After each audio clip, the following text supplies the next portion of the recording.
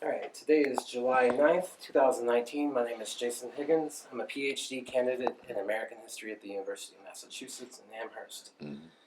I'm in Buffalo, New York today, and joining me for an interview is Judge Russell.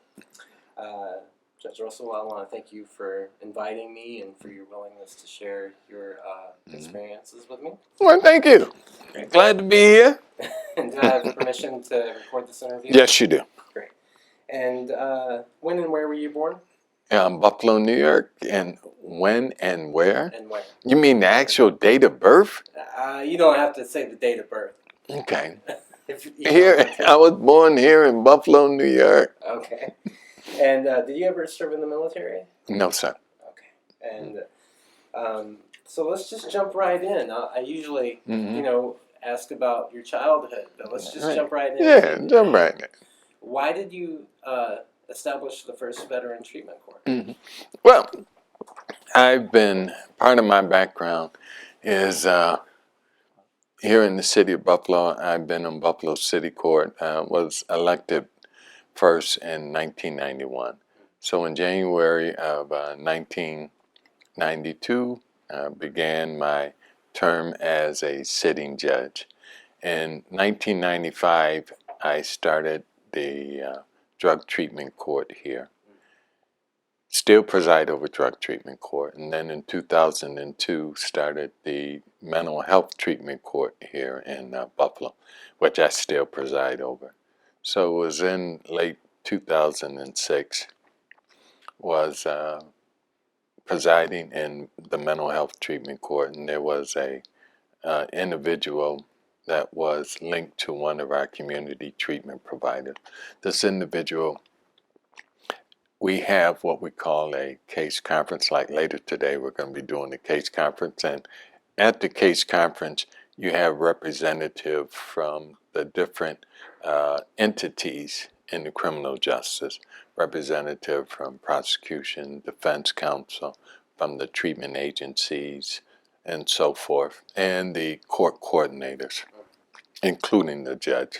So I'm present at the case conference, and they were indicating that on the calendar today, there's going to be a gentleman that attends his counseling, but is not really engaged in counseling.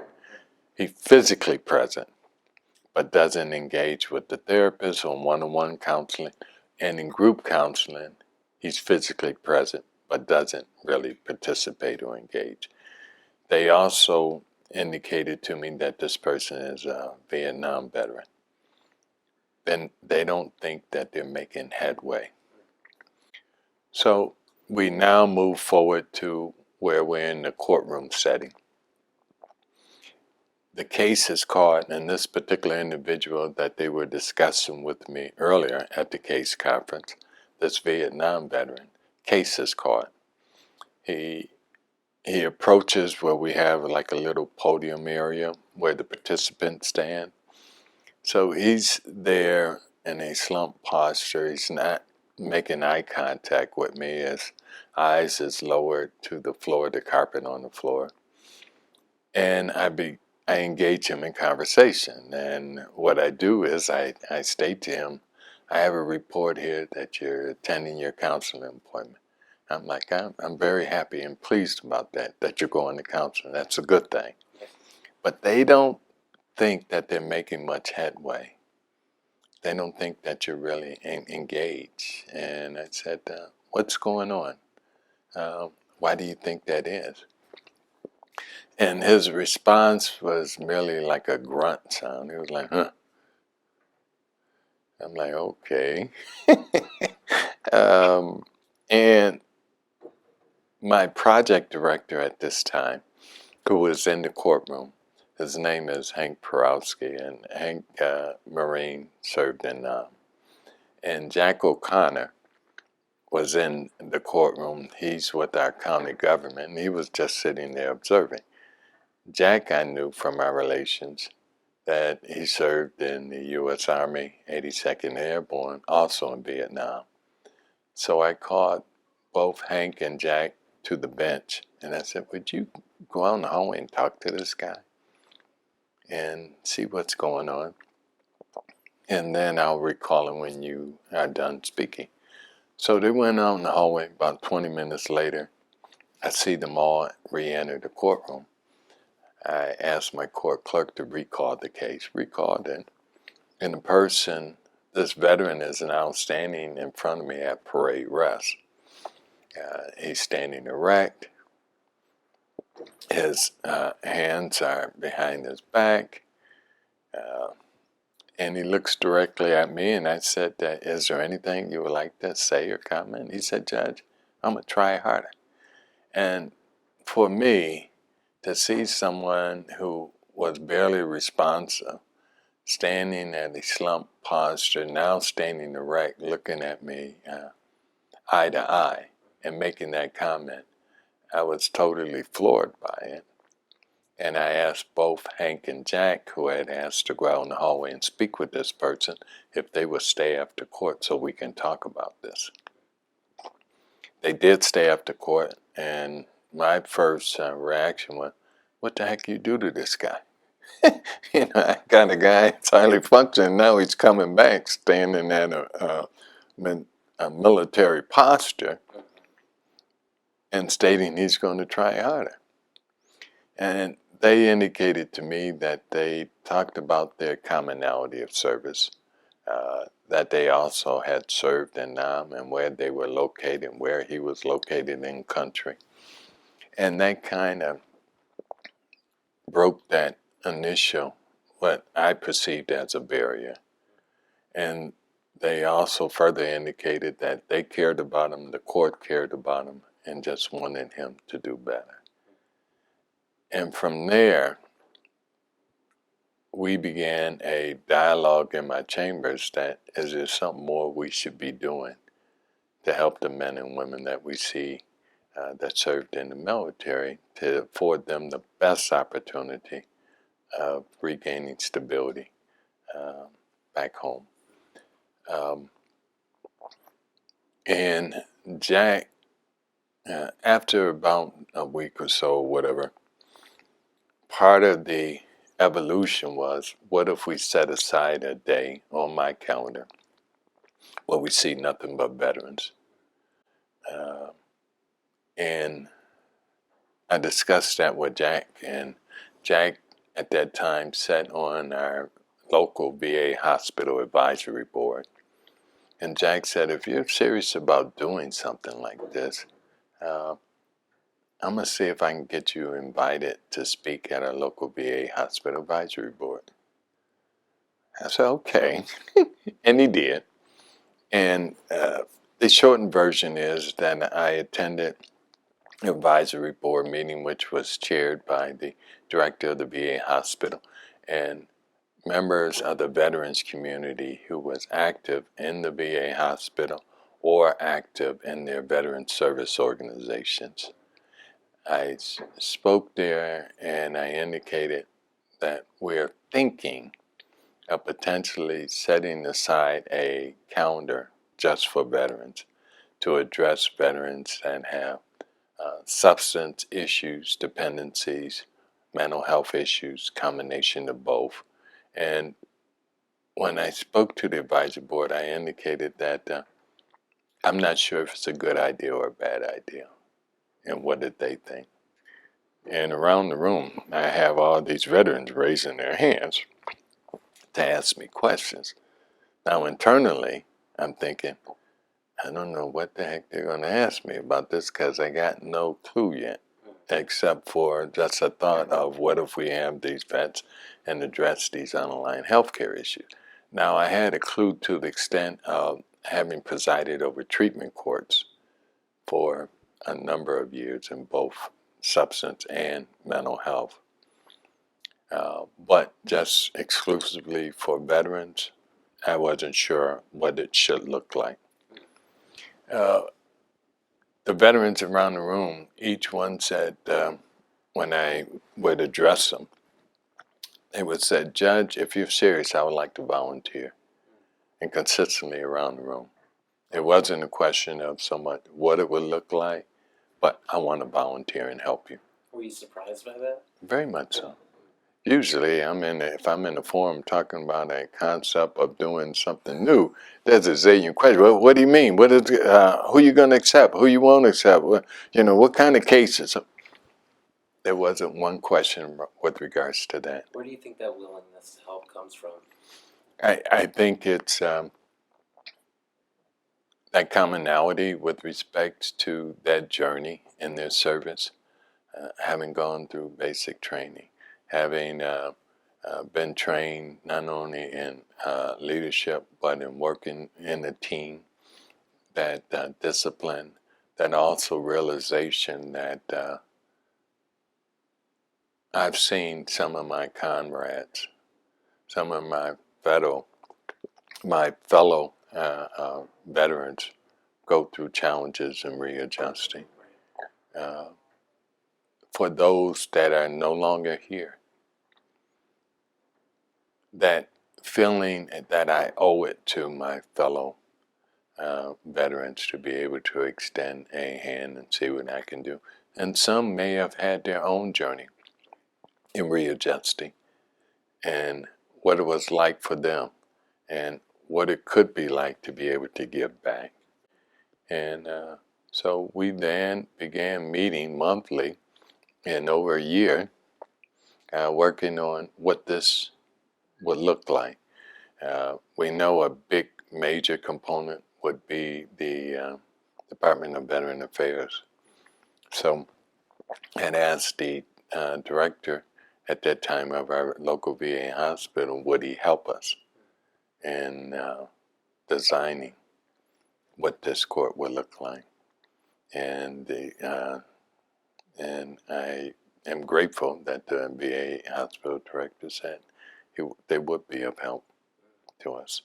And what eventually evolved was the VA agreeing to allow a staff person from the VA hospital to physically come to a local state court to be able to assist veterans that we see in the local state court to help them with engagement and treatment for substances and mental health. And this became the VGO. Yes, and what ultimately evolved to becoming the Veterans Justice Outreach Worker. Do you think that there's a relationship between trauma and incarceration? Yes.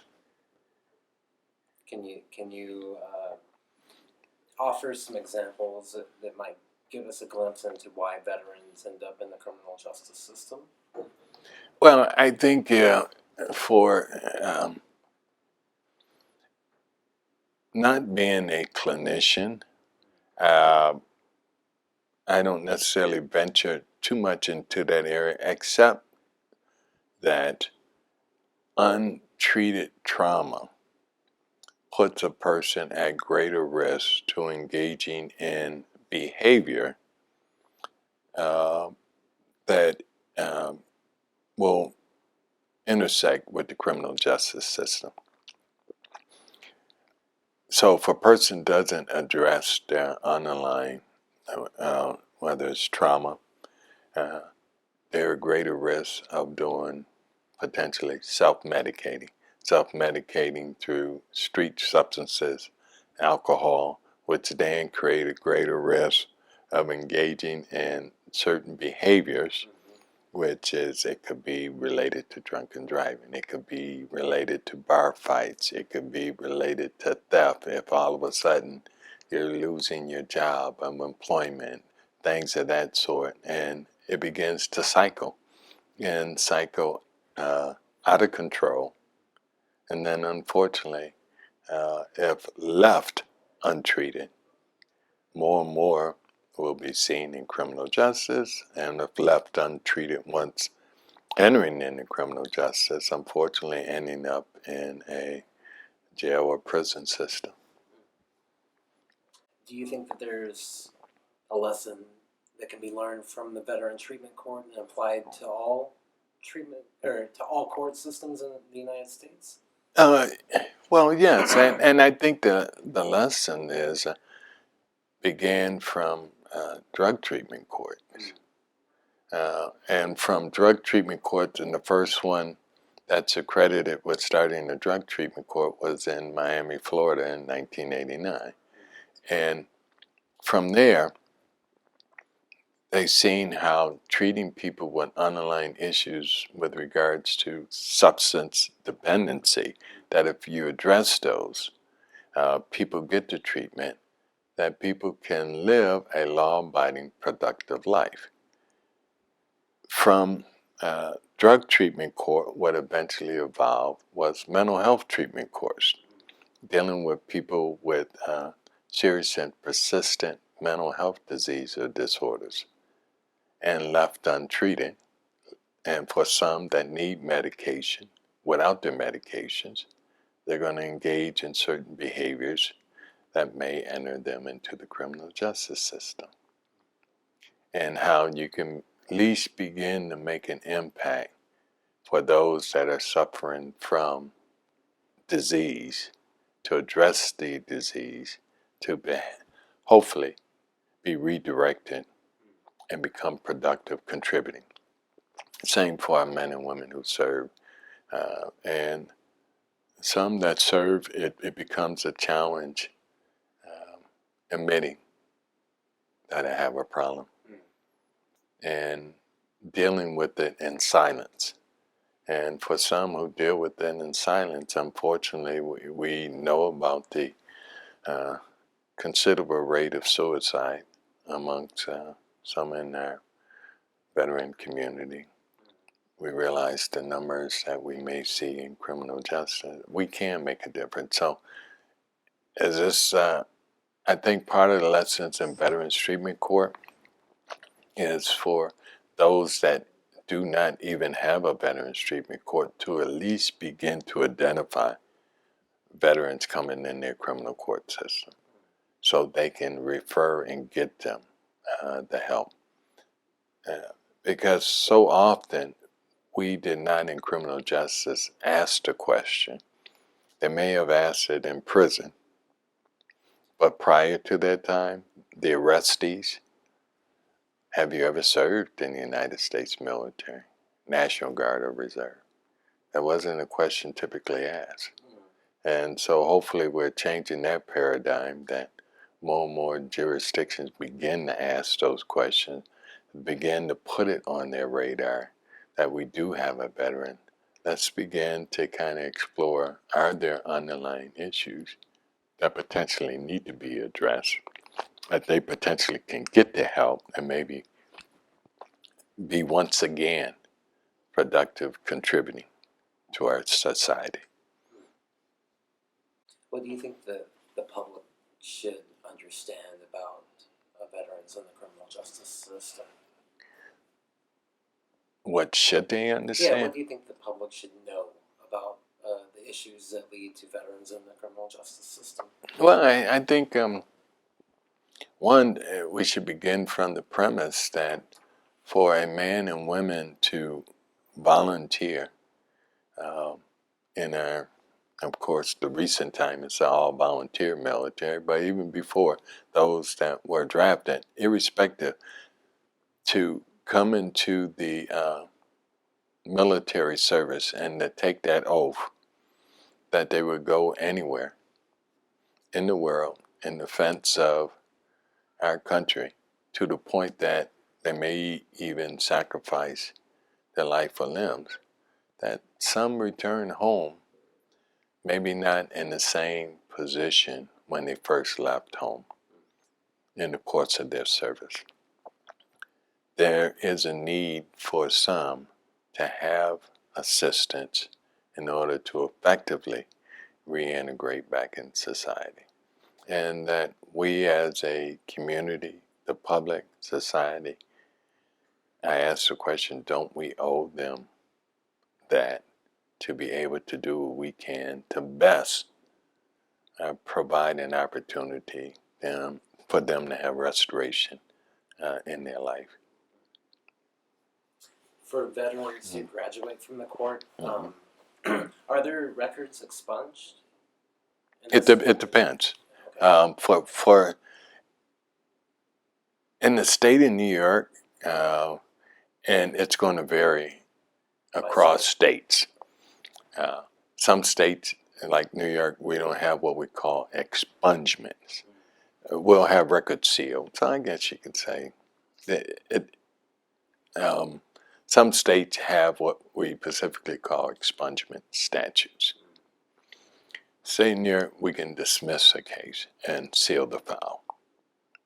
So depending on, some cases come where it'll come before the court, and the agreement is that upon successful conclusion, the charges are dismissed and it's sealed. Some may come in different fashions where the charges are reduced. Some may come to the court where the charges are reduced to a non-criminal disposition. And so what it would be is where they're not convicted of a crime, but it's a violation. It's not a felony or a misdemeanor. Some might be where it could be a felony where it's reduced and the felony charges are dismissed and reduced down to a misdemeanor. So it varies, and it's going to vary around the country. What is the proposed disposition for the facts and circumstances of a particular case? Sure. Yeah. What are some significant lessons that you've learned along the way with the Veteran Treatment Court? How one of the lessons, I think, is the value of having men and women who volunteer as volunteer veteran mentors. In addition to the collaborative approach to a Veterans Treatment Court, having the United States Department of Veteran Affairs work cooperatively with a local court system, to have a representative from the local VA hospital physically be in court, and to have a group of men and women who served in the military to be willing to be a mentor to another veteran who's having challenges in their readjustment. That is major. I think they're able to accomplish some things that initially the court is not able to accomplish. Speaking from their commonality related to service, to help to encourage and motivate them to address the underlying issues. Do you think that the mentor program could benefit other court systems? Well, without a doubt. And I think more and more now courts are exploring what we call peer advocates, and having peers in the courtroom as a resource. I think it's definitely of considerable value when we talk about the veterans community and the uniqueness with regards to service in the military, to have those men and women present in court to help others that are going through the court system. Are there certain types of crimes that are ineligible for Veteran Treatment Court? That's going to vary around the country. Each jurisdiction that establishes a Veterans Treatment Court, if it's not dictated by statute, then locally they will sit down and determine what is best for our community or jurisdiction with regards to what cases we are accepting and what cases we find not acceptable to come into a potential diversion court. So that will vary. Typically, you'll hear jurisdictions discuss, of course, like certain significant violent felony offenses. You'll hear discussions with regards to sex offenses being excluded. So. Do you think that, so in my research, I was quite alarmed to find out that 1 in 3 veterans in federal prison are there for sexual assault, and 60% for violent crimes. Do you think, why do you think that is? I don't have it. Well, I'm not sure. Yeah. I don't think I'm equipped to answer that question as to what the percentages you just given me end up in federal Can I ask prison it a for different certain way? offenses. Yeah. Let me ask it a different way. Do you think that women who experience military sexual trauma are more likely to be incarcerated or go through a court system? What I do think is it's a question related to trauma. So you can state a specific nature to trauma. I think, as we discussed earlier, you're at greater risk if the underlying trauma is not addressed. So that question could be military sexual trauma. Are you at greater risk of coming through criminal justice? If I experience combat and suffer from post-traumatic stress disorder, am I at greater risk? If I suffered a traumatic brain injury due to an improvised explosive device, am I at greater risk? If any significant trauma is left untreated, as I believe that those individuals are at greater risk if left untreated, and that greater risk may lead to self-medicating, which may lead to riskier behaviors that might result in arrest and coming through our criminal justice system. Well, Judge Russell, I know that you're a very busy man, and I can't wait to read your autobiography whenever you have time to write it. I think that what you've established is remarkable and significant, and it's worthy of being documented for historical purposes, and that's what my project seeks to do. But before I conclude, is there anything throughout this interview, as short as it was, that you wanted to talk about that I haven't asked? Well, I think one comment that I want to make is that how extremely rewarding it has been to work with the men and women who served our country, and to see for a number of them receiving the underlying care and treatment, for them to see them become productive. For some who was homeless, now in safe, habitable housing, being employed, beginning to have a new mission in life, and to be contributing and productive. Some going on school or to college, and so that's been extremely rewarding, and I'm grateful for that. And so I owe it to the men and women who agreed to work on this project for Veterans Treatment Court, not only here locally, but now in the many communities around the country who are setting up Veterans Treatment Court. I'm grateful for them. Well, Judge Russell, I'd like to thank you for your service to your community. I know you're not a veteran, but I think that you provide something very valuable to veterans. I think that that's worthy of being appreciated. And thank you for your time. I know you're a busy guy. No, I appreciate it. And thank you for visiting us here. Yeah, well, thank you for welcoming me. Yes, sir.